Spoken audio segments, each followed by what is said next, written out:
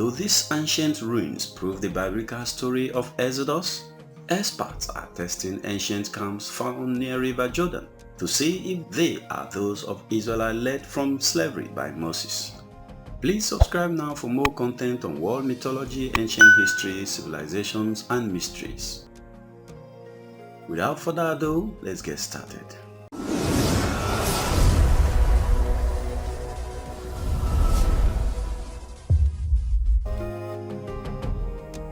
First, the story of Exodus. The book of Exodus is the second book of the Torah and the Hebrew Bible, the Old Testament. It describes how the Israelites were enslaved by the leaders of Egypt, eventually decreeing that all Hebrew boys must be killed at birth by drowning in the river Nile. The Israelites are eventually rescued by Moses, who was given a message by God to return the group to the ancient land of Canaan. Moses confronts the Pharaoh and led the Israelites in a daring escape. The Israelites complained that Moses had taken them to die in the wilderness, and Moses, at God's bidding, parts the sea for the people to cross. Pharaoh follows, and Moses closes the waters back again, drowning the Egyptian army. The Israelites eventually make it to Canaan, an area of land that covers modern-day Israel. Now, let's examine the new archaeological discovery. Archaeologists claim that ancient ruins found in the Israeli wilderness could solve the biblical mystery of the Exodus. According to the Bible, Moses liberated the Israelites from slavery in Egypt and led them through the wilderness of Sinai before they crossed the river Jordan into the promised land of Canaan. Yet, no historical basis for the legend exists, and experts generally agree the Israelites were in fact native of Canaan, an ancient region covering modern-day Israel. However, scientists are now analyzing whether ruins near the river Jordan are proof of nomadic Israelite people crossing into the ancient land thousands of years ago. They suggest the small settlement was used by the Israelites during their journey from Egypt, which biblical researchers believe occurred in the 13th century BC. If correct, the find would constitute the first scientific evidence of the biblical account. But some skepticism remains around the legitimacy of the research.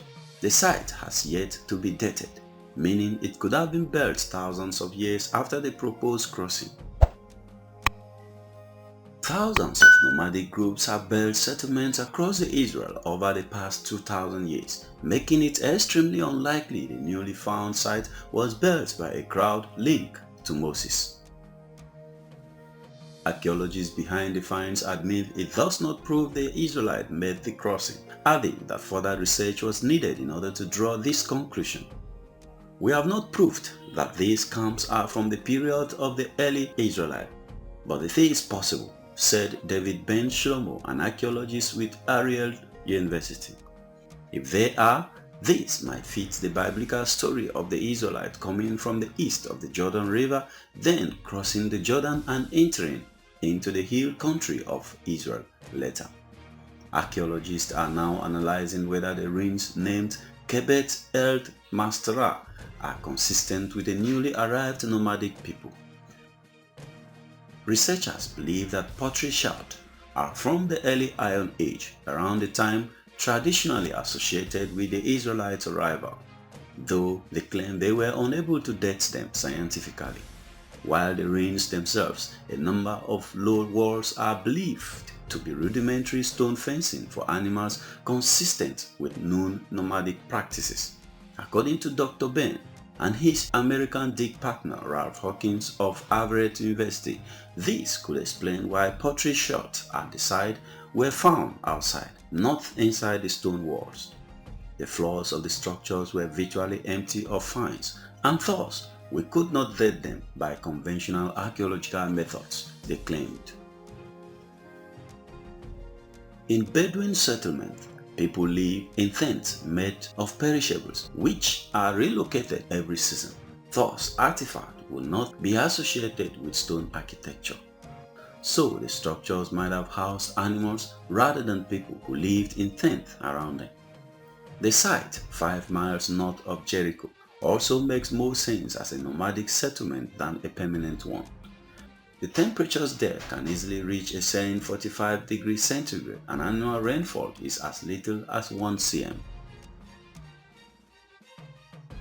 The landscape is arid most of the time, and even in modern times, most of the population here are Bedouins, said Dr. Ben Shlomo.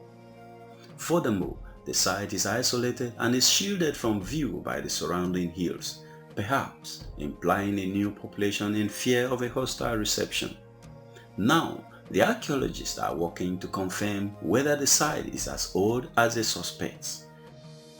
Dr. Ben Shlomo said sites like Kebet al-Mastara and other similar ones in the Jordan Valley seemed, at least from survey materials, to appear suddenly during the Iron Age. Since this area is not densely populated in many periods, this might indicate a new phenomenon like nomads suddenly creating a settlement or a new population. Soil samples from Kebet al-Mastara have now been sent for analysis. Samples from beneath the walls will be tested for a buildup of electrons, which get trapped over the years and are only released by light radiation, so they could reveal the age of the structure, while samples from beneath the walls will be tested for elevated levels of phosphorus, which will be consistent with animal dung occurring in them. Results are expected in a few months' time. The archaeologists are also planning to excavate nearby Uja el Foka to determine whether it might be linked to Israelite settlement of the region. However, the work is not without its challenges. Archaeologists must look for crucial clues that the site was indeed Israelites. It is difficult since many aspects of the material culture of different groups, say those from east or west of the Jordan River, may be too similar or not indicative enough, said Dr. Ben. The Exodus story is spread over the biblical books of Exodus, Leviticus, Numbers, and Deuteronomy. It begins with the Israelites enslaved in Egypt before the Pharaoh, coerced by terrible plagues, agrees to release them, and Moses leads them across the miraculously parted Red Sea. Once they reach the Sinai Peninsula, Scripture says they traveled to Mount Sinai, where Moses received the 10 Commandments. They then headed to the southern border of Canaan, but being too scared to enter, were condemned to 38 years in the wilderness by God. After passing the years at the oasis of Kadesh Barnea, the Israelites then traveled to the eastern borders of Canaan, where Moses died and was buried on Mount Nebo. In the subsequent book of Joshua, Joshua takes over leadership of the Israelites, leading them into the promised land and across the river Jordan and conquering Jericho. Do you have any questions or any ideas worthy of sharing with us? Kindly drop it in comments. Don't forget to subscribe to this channel if you enjoyed this video. And please like and share this video with your friends and family on social media and elsewhere. Thank you for watching. See you next time. Peace.